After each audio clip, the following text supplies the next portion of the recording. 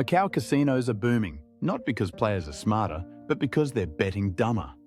Side bets and superstition are driving massive profits, especially on games like Baccarat, where gamblers are chasing luck over logic. Some bets now make up just 5% of the action, but nearly 50% of the profits. The house isn't just winning, they're feasting. Watch the full video, because in Macau, the real jackpot is bad decision making.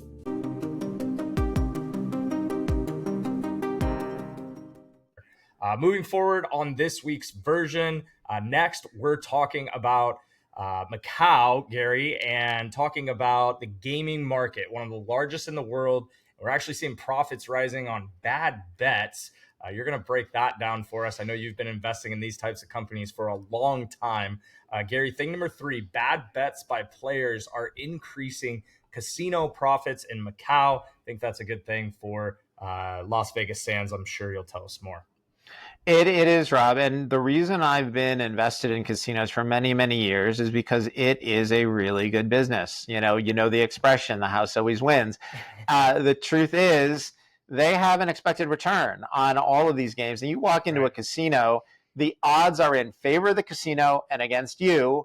You know, given what I do for a living, I don't find losing money to be entertaining. I never want to be the person walking into a casino with cash in my pocket. I want to own the casino, right? I want to be on the other side of this.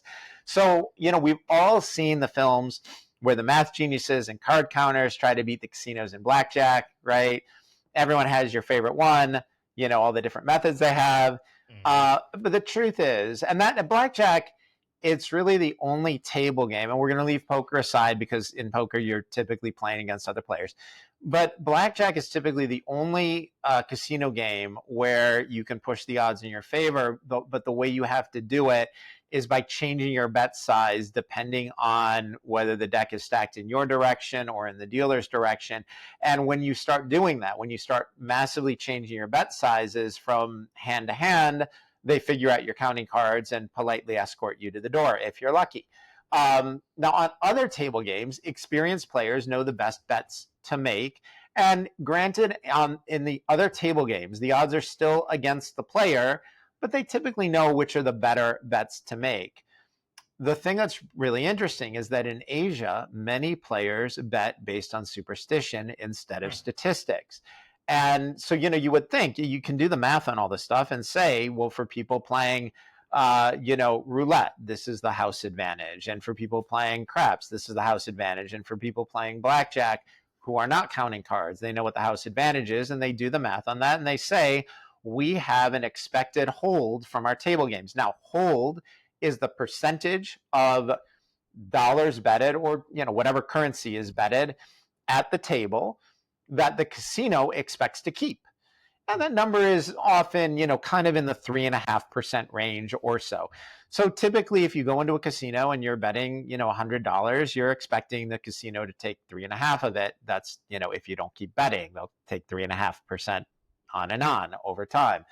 But in recent years, Las Vegas Sands actually increased the expected hold range from table games.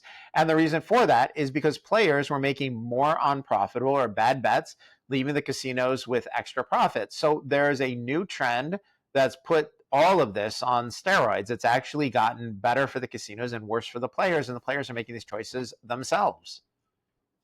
Gary, I know in the written version of the 5 things, you talk about side bets, right? And we're seeing that these are tending to be much more profitable for the casinos. So my question is, tell us more about these side bets, and then, how much more profitable and how much of a big difference does this make in terms of looking at a stock like LVS? So, Rob, this is incredible to me. And this information came from Inside Asian Gaming. In my opinion, nobody covers gaming in Macau and Singapore and the Philippines and what's going on in Thailand and Vietnam better than Inside Asian Gaming. They're the ones I like to follow in that area. One game that's really popular in Asia, especially among very wealthy players, the whales that play there, the super rich, is Baccarat. For those of you who are James Bond fans, right? He's regularly playing that game. When you hear them say "huit à la banque," "neuf à la banque," that's the Baccarat game that they're playing. And what a side bet is, it's separate wagers from the game itself. So players might wager on whether the player or the dealer will get a pair on their first 2 cards. They could bet on the margin of victory, which is hilariously called the dragon bonus. So, it's almost, think about side bets like if you're, playing fantasy football and, you're betting on whether the next play is going to be a running play or a passing play, or, you're betting on whether a team will kick a field goal in the third quarter, right? It doesn't affect the outcome. It's just, you're betting on little things. But it is a huge difference maker. What Inside Asian Gaming is saying is that these side bets are making up 5% of the bets, but almost 50% of profits. They are 10 times more profitable than standard betting, which is the thing that's remarkable to me is that players are doing this voluntarily, right? The casino is saying you can make a bad bet by coming into a casino and playing a table game with us where the odds are an advantage, or you can do that and make bets that will get us 10 times more of your money. And they don't have to do this. They're choosing to do this. It is incredible to me. Again, I can't emphasize this enough.